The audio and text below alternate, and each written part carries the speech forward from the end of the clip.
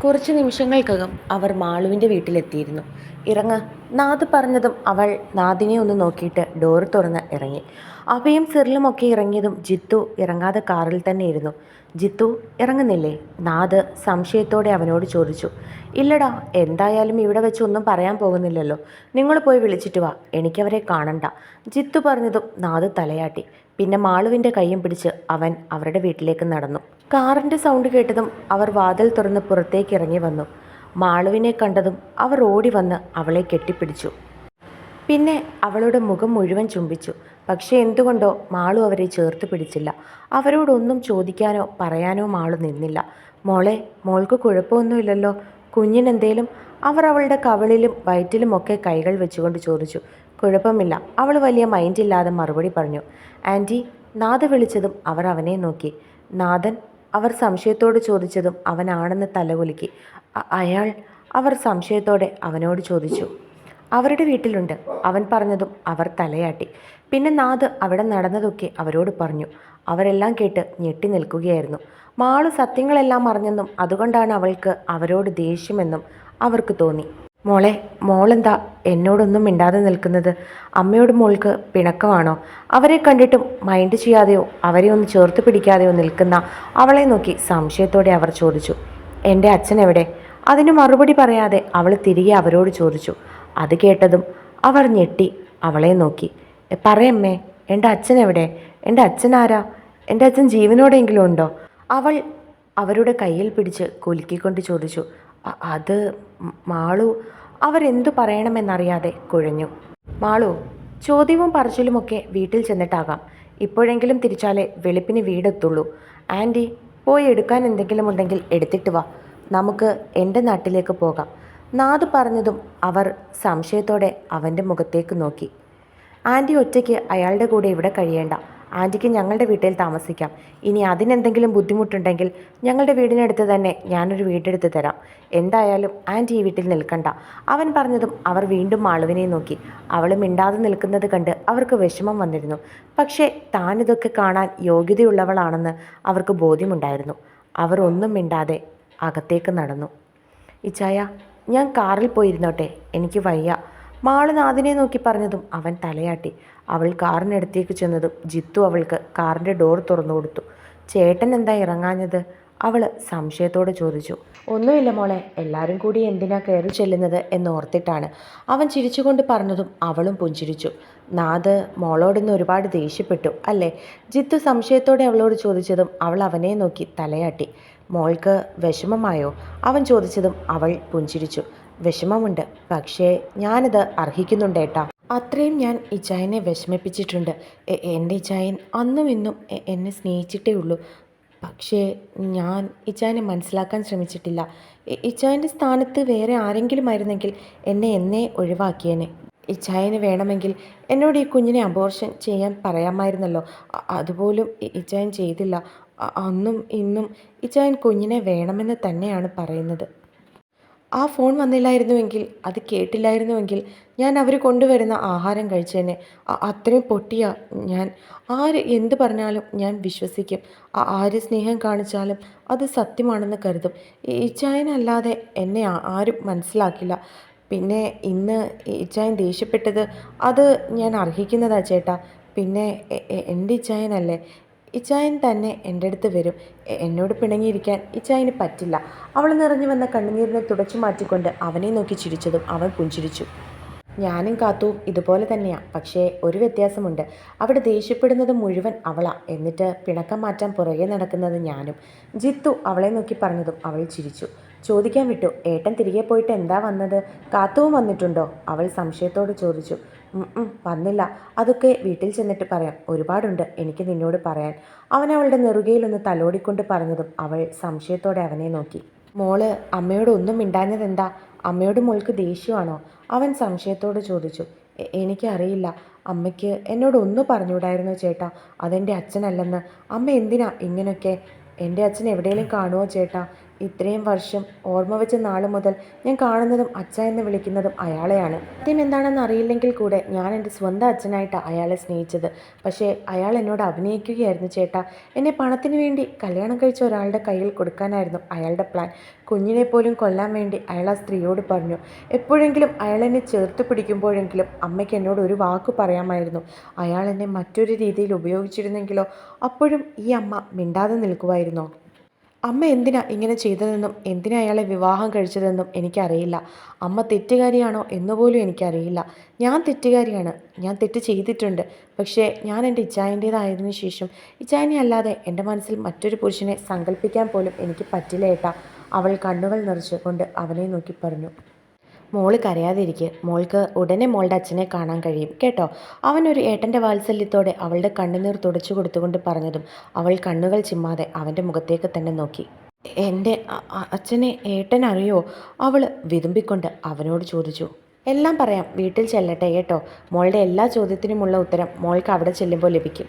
അവൻ പുഞ്ചിരിച്ചുകൊണ്ട് പറഞ്ഞതും അവൾ സംശയത്തോടെ അവനെ നോക്കി. അവൾക്ക് അവൻ പറഞ്ഞതിൻ്റെ അർത്ഥം മനസ്സിലായില്ല. അവർ സംസാരിച്ചു കൊണ്ടിരുന്നപ്പോഴാണ് രേഖ വാതിൽ പൂട്ടി ഇറങ്ങിയത്. അപ്പോഴേക്കും നാദുമൊക്കെ വന്ന് കാറിലേക്ക് കയറിയിരുന്നു. രേഖ അവളുടെ അടുത്തേക്ക് കയറാൻ തുടങ്ങി. എനിക്ക് ഇച്ചായൻ്റെ അടുത്തിരുന്നാൽ മതി.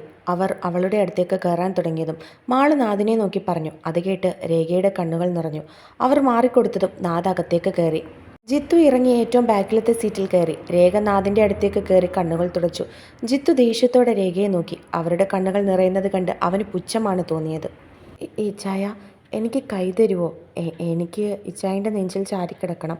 മാള് നാദിനെ നോക്കി പറഞ്ഞതും അവൻ മൂളി. അവൻ അവളുടെ പുറകിൽ കൂടി കൈയിട്ട് അവളുടെ ഇടുപ്പിൽ ചുറ്റി വയറ്റിൽ വെച്ചതും അവൾ അവൻ്റെ നെഞ്ചിലേക്ക് ചാഞ്ഞു കിടന്നു. അവൻ അവളുടെ നെറുകയിലൊന്ന് മുത്തി. രേഖ അപ്പോഴും അവളെ നോക്കി. മാളു അവരെ വെറുത്തോ എന്ന് പോലും അവർക്ക് ആ നിമിഷം തോന്നി. ഇച്ചായ. 1 മണിക്കൂർ കഴിഞ്ഞതും അവൾ അവൻ്റെ നെഞ്ചിൽ നിന്നും തലയുയർത്തി അവനെ വിളിച്ചു. പറയേ, അവൻ പറഞ്ഞു. എനിക്ക് വിശക്കുന്നു. അവൾ അവൻ്റെ മുഖത്തേക്ക് നോക്കി പറഞ്ഞതും അവന് വിഷമമായി. സിറിൽ, ഏതേലും നല്ല ഹോട്ടൽ നോക്കി നിർത്ത്. നാദ് പറഞ്ഞതും അവൻ ഓക്കെ പറഞ്ഞു. അവർ ഹോട്ടലിൽ കയറിയിട്ടും മാളു രേഖയെ മൈൻഡ് ചെയ്തില്ല. ജിത്തുവും അവരെ നോക്കാൻ പോയില്ല. നാദും സിറിലും ചേർന്നാണ് അവർക്ക് ആഹാരം വാങ്ങിക്കൊടുത്തത്. ഫുഡൊക്കെ കഴിഞ്ഞതും അവർ വീണ്ടും വീട്ടിലേക്ക് തിരിച്ചു. മാളു അപ്പോഴേക്കും അവൻ്റെ നെഞ്ചിൽ ചാരി ഉറങ്ങിയിരുന്നു. അവൻ ഒരു കൈ അവളുടെ നെറുകയിൽ തലോടി മറുകൈ അവളുടെ വയറ്റിലും വെച്ചിരുന്നു. വയറ്റിൽ വെച്ചിരുന്ന അവൻ്റെ കൈകൾക്ക് മുകളിൽ അവളുടെ കൈയും ഉണ്ടായിരുന്നു. മറുകൈ അവന് ചുറ്റിയും പിടിച്ചിരുന്നു.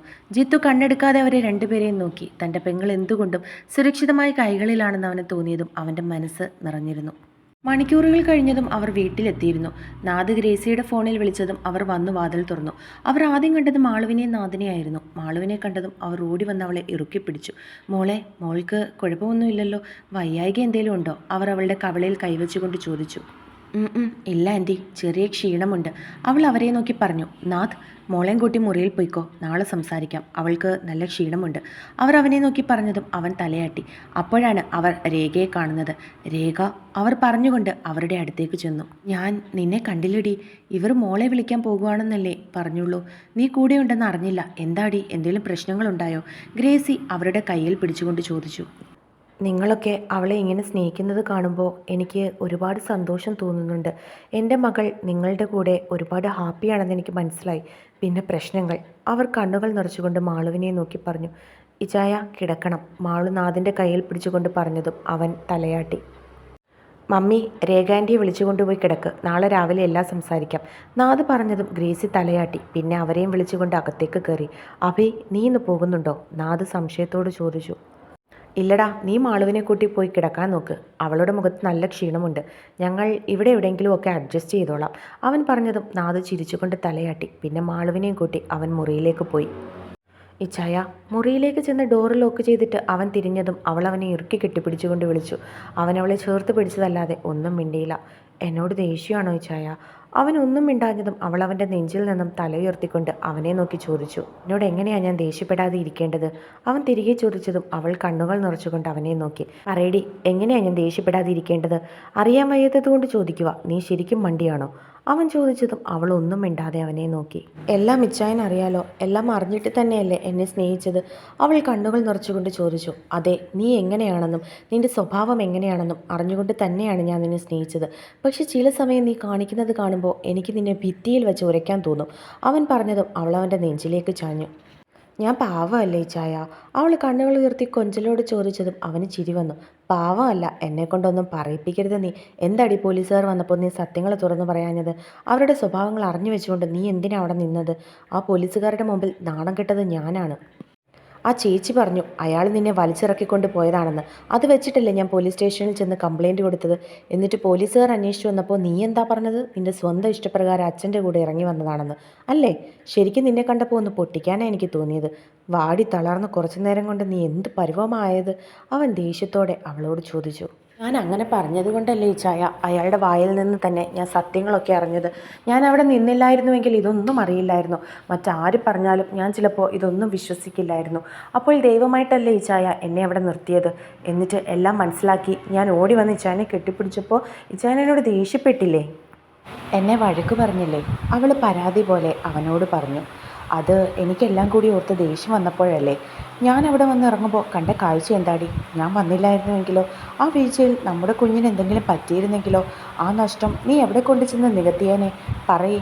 ഒരുപക്ഷെ നീ സത്യങ്ങളൊന്നും അറിഞ്ഞില്ലായിരുന്നുവെങ്കിൽ അവർ തരുന്ന ആഹാരം നീ കഴിക്കില്ലായിരുന്നോ? അപ്പോഴും ഇവനെ നമുക്ക് നഷ്ടപ്പെടില്ലായിരുന്നോ? അവൻ ഒരച്ഛൻ്റെ ആവലാതിയോടെ അവളുടെ വയറ്റിൽ കൈവച്ചുകൊണ്ട് പറഞ്ഞതും അവൾ അവനെ ഇറുക്കി പിടിച്ചു. സോറി ഇച്ചായ, ഇനി ഇങ്ങനെയൊന്നും ഞാൻ ചെയ്യില്ല. ഇച്ചായനെ വിഷമിപ്പിക്കുന്ന ഒന്നും ഞാൻ ചെയ്യില്ല, സത്യം.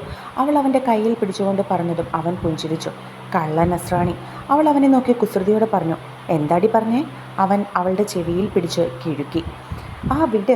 അവൾ അവൻ്റെ കയ്യിൽ പിടിച്ചുകൊണ്ട് കുതിരി. അവൻ ചിരിച്ചുകൊണ്ട് അവളെ ചേർത്ത് പിടിച്ച് അവളുടെ നെറ്റിയിൽ ചുണ്ടുകൾ ചേർത്തു.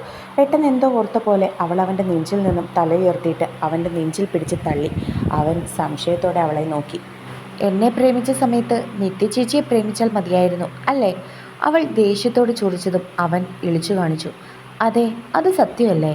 എന്നും എൻ്റെ കയ്യിൽ നിന്നും അടിവാരി കൂട്ടാനേ അവൾക്ക് പറ്റുള്ളൂ എങ്കിലും സംസാരിക്കേണ്ട സ്ഥലത്ത് സംസാരിക്കാനും കുരുട്ടുബുദ്ധി പ്രയോഗിക്കാനും അവൾക്കറിയാം. നിനക്ക് നിന്റെ തലയിലുള്ള ഈ ബുദ്ധിയെങ്കിലും പ്രയോഗിക്കാൻ അറിയാവോടി? അവൻ അവളുടെ തലയിലൊന്ന് കൊട്ടിക്കൊണ്ട് പറഞ്ഞതും അവൾ കപടദേഷ്യത്തോടെ അവനെ നോക്കി. എങ്കിൽ പോയി ആ നിത്യ ചേച്ചിനെ കെട്ടിക്കോ, ഞാനും എൻ്റെ മോനും എവിടെയെങ്കിലും പോയിക്കോളാം. അവൾ അവനെ തള്ളിമാറ്റി കട്ടിലിൽ പോയിരുന്നു. നീ എങ്ങോട്ട് പോകും? നിന്റെ തന്തപ്പടി ആ വാസുദേവൻ്റെ അടുത്തേക്കോ?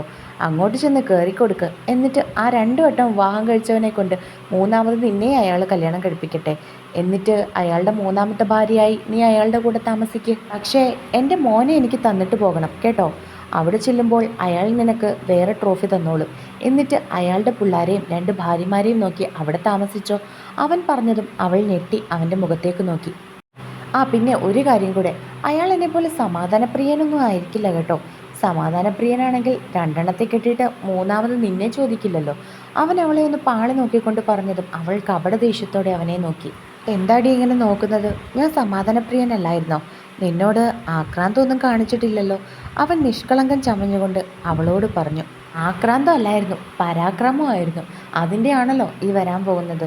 അവൾ വയറ്റിലേക്ക് ചൂണ്ടിക്കാണിച്ചുകൊണ്ട് പറഞ്ഞതും അവൻ ചിരിച്ചു. ശരിക്കും എന്താണെന്നറിയില്ല ബേബി ഡോൾ, ഇച്ചായന് ഒന്നും അങ്ങോട്ട് ഓർമ്മ കിട്ടുന്നില്ല. ഒരുപാട് ആക്രമിച്ചോ ഒന്ന്? അതോ എൻ്റെ ബേബി ഡോൾ അതൊക്കെ ആസ്വദിച്ചോ? അവൻ വല്ലാത്ത ഭാവത്തോടെ അവളുടെ അടുത്തേക്ക് മുഖം കുനിച്ചുകൊണ്ട് പറഞ്ഞതും അവൾ അവനെ പിടിച്ചു തള്ളി. കുറച്ചടിച്ച് പെരുക്കണം, അപ്പോൾ എല്ലാം ഓർമ്മ കാണും. എന്തൊക്കെയാന്ന് കാണിച്ചു കൂട്ടിയതെന്ന് വല്ല ഓർമ്മയുണ്ടോ? അവൾ അവനെ തള്ളി മാറ്റിക്കൊണ്ട് ചോദിച്ചതും അവൻ ചിരിച്ചുകൊണ്ട് അവളുടെ അടുത്തേക്ക് ചെന്ന് അവളെ ചേർത്ത് പിടിച്ചു. അവൾ കുറുമ്പോടെ അവനെ നോക്കി. ഒരു കണക്കിന് ഒന്നും ഓർമ്മയില്ലാതിരിക്കുന്നത് തന്നെയാടി നല്ലത്. ഇല്ലെങ്കിൽ ഇടയ്ക്കിടയ്ക്ക് എനിക്കതൊക്കെ കാണാൻ തോന്നും. അവൻ അവളുടെ മുഖത്തുകൂടി വിരൽ ചലിപ്പിച്ചുകൊണ്ട് പറഞ്ഞതും അവൾ നാണത്താൽ പൂത്തുലഞ്ഞു. എന്നാലും എൻ്റെ ഒരു ഗതികേട്. കൊച്ചുണ്ടാകാൻ പോകുക, എന്നിട്ടും ഒന്നും നേരെ ചൊവ്വേ ഓർമ്മയുമില്ല. വിരോധം ഇല്ലെങ്കിൽ ഇന്നൊന്ന് കാണിക്കുമോ മാളു? കണ്ടാൽ മാത്രം മതി. അവൻ അവളുടെ മാറിലൂടെ വിരലോടിച്ചുകൊണ്ട് പറഞ്ഞതും അവൾ വിരലുകൾ തട്ടിമാറ്റി.